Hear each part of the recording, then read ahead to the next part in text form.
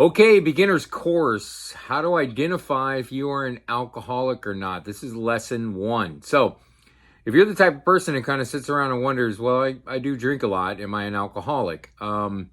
This is something you really only decide for yourself. But I will tell you that in the big book of Alcoholics Anonymous, what it says that classifies you as an alcoholic is if you cannot control your drinking. You know, there's guys that go, I don't know that I'm an alcoholic or not. And we always say, well, try to do some controlled drinking. In other words, try to take a break, try to limit yourself, try to do different things. And if you find yourself struggling with that, you may be an alcoholic.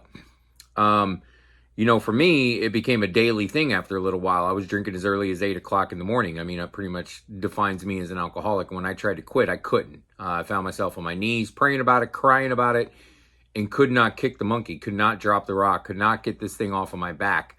No matter what I tried to do, I tried to drink certain ways. I tried to only drink on the weekends. I tried to only drink during football. But when I drank, I never stopped drinking. There's people inside Alcoholics Anonymous that were just weekend warriors. In other words, they were able to keep it together throughout the week. And I say keep it together very loosely because that's what they were doing. They were white knuckling it and they were trying to keep it together as they moved through the week. And on the weekend, as soon as they cracked that beer, cracked that bottle on Friday, it didn't stop until Sunday night. So, excuse me. So these are the kind of things that you have to pay attention to if you are classifying yourself as an alcoholic and wondering. Because there are people out there, and this is what the big book of Alcoholics Anonymous says, is that there's people out there that are what are called heavy drinkers. So in other words, they drink alcoholically, but when faced with a decision, whether divorce, some sort of health problem, losing their job, losing their house, something like that, they'll stop, and they can hold it together. My boss was like this. He was a very, very heavy drinker, had a heart attack, never picked up a drink again, never went to AA, drinks O'Doul's when he goes out, doesn't have any issues whatsoever. Put it down that day. So if you're an alcoholic, it's really about the struggle behind the reason on why you're drinking. It's that deep-rooted problem. We all know now that alcohol is but a symptom. The addiction is but a symptom, whether it's food, gambling, alcohol, drugs. It doesn't matter what it is. TV, your phone, it can be a lot of different things. And all it is a solution to get you to escape from the reality and the feelings that you're feeling. So it's really a deep-rooted, subconscious, neurological thing. We're nothing but a data system. That's all we are. We just record data. And it's through our experiences in daily life. So as you start to build your autonomic system inside your body, which is how you brush your teeth, how you drive your car, how you throw a football, how you take a shower and dry yourself off every single day. It's these automatic programs that your body runs on. It's why you take breaths without trying. It's why your heart beats without trying. It's the energy behind everything. And, your body is just basically a data system. So all of your experiences are stored in there. So if you are living a fearful, shameful, guiltful life of drinking every single day and slowly tearing everything down around you, then this wants you to escape, right? And because you don't really know why you're drinking or why you're doing the things you're doing, you just want to escape from it. So the drinking is nothing more than a symptom that just kind of progresses. Because the worse it gets, the guiltier you feel. The guiltier you feel, the more shameful you are, which causes more drinking and more escapism. So it's a vicious cycle to be in. So if you found yourself in this predicament, then you may be an alcoholic. And what I'm going to follow up with in the following lessons is I'm going to give you some resources on how and where to start. I'm always going to tell you to start with Alcoholics Anonymous. Why? It's absolutely free. They're everywhere. And there's a fellowship in there that really wants to help you, whether you're male or female. You can go to all female meetings. You can go to all male meetings. You can go to co-ed meetings. You can go to meetings that just talk about the big book. It is spiritual based. In other words, they ask you to understand a higher power. They're not asking you to understand a religious God, because there's a lot of people in there that come in with resentments towards religion or resentments towards God, and they don't want to hear anything about it. But it is mentioned in the steps that God is there, but God is used as a loose term for what we all know it as, right? We all know what God is. But alcohol is or drugs are your higher power. So they're asking you to replace that higher power with one that will benefit you rather than tear your life down.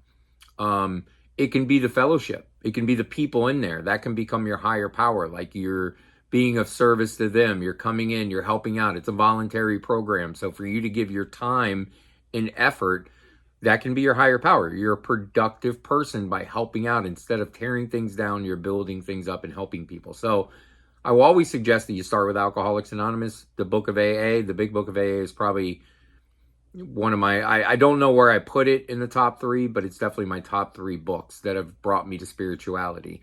There's a way that these guys laid it out that specifically helps you with alcoholism like nothing else. There's understanding, there's relatability.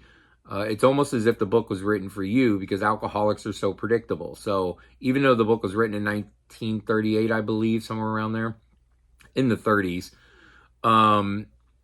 it's relatable nowadays because alcoholics don't change. We're pretty much the same creature all the way around.